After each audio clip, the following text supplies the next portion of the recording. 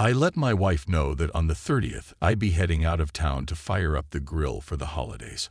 I planned to take along the TV and the music center, turn on the fridge at the dacha, and tidy up a bit after the winter. I promised to be back by the evening of the 2nd, partly because a colleague was celebrating his birthday at work that day. My plan was to drop off our 5-year-old daughter at my mother-in-law's place before heading out. But as luck would have it, on the way there, my car's engine sputtered to a stop. I tried everything to get it running again, but nothing worked. Eventually, I had to push it out of the way and park it near the end of the building.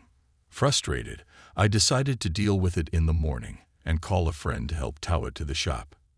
As the evening dragged on, the clock ticked past 10:00 p.m., then 11:00, and my worry began to grow.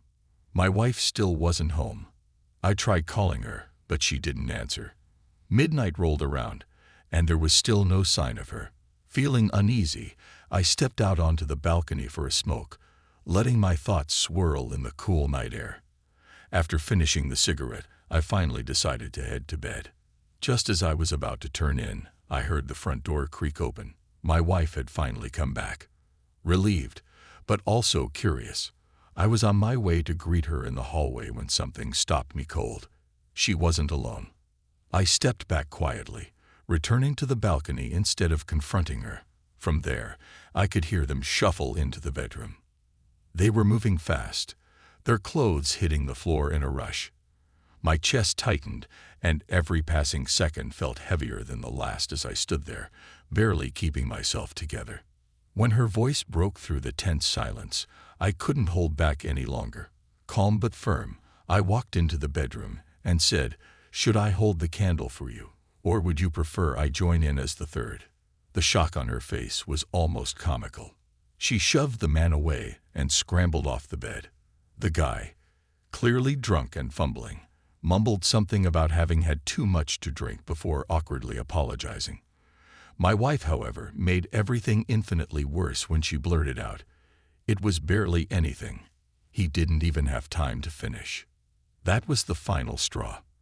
As I stood there, wondering if I should have confronted them sooner, the man wasted no time slipping out without another word.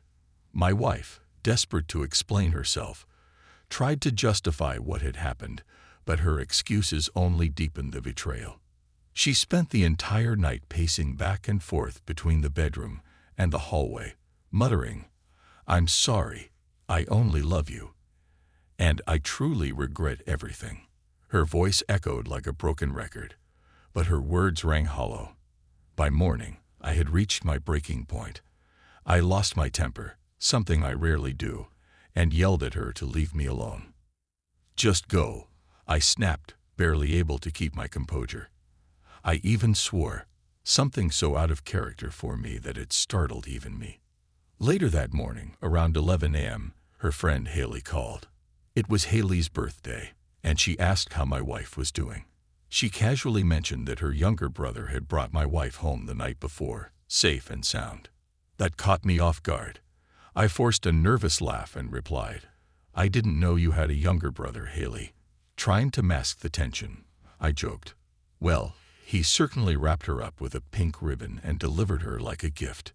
Haley didn't seem to pick up on my tone, and apparently, her brother hadn't mentioned a thing about what happened. It wasn't until later that I learned her younger brother was just 18 years old, barely an adult.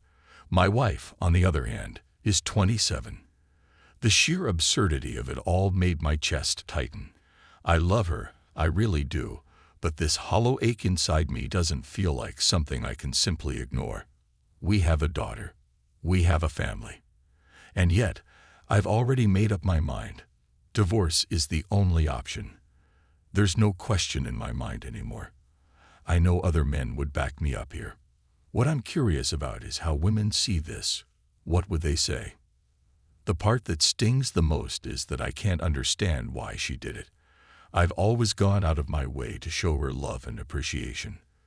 Flowers, chocolates, jewelry, those weren't reserved for special occasions. I'd buy her a bouquet from the little stand near the bus stop, just because.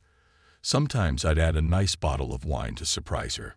When I knew she'd be home late, I'd prepare a special dinner, complete with candles, to make the evening feel magical.